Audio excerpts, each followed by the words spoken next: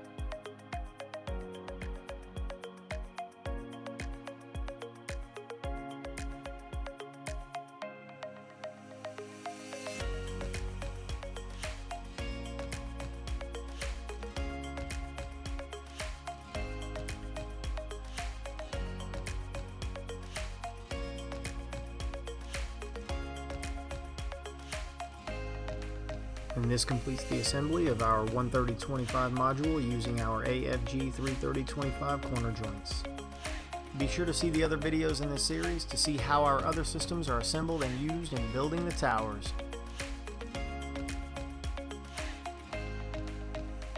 Feel free to contact us at any time for information on this system or any of our other products, and be sure to stop by and visit us at the AHR Expo.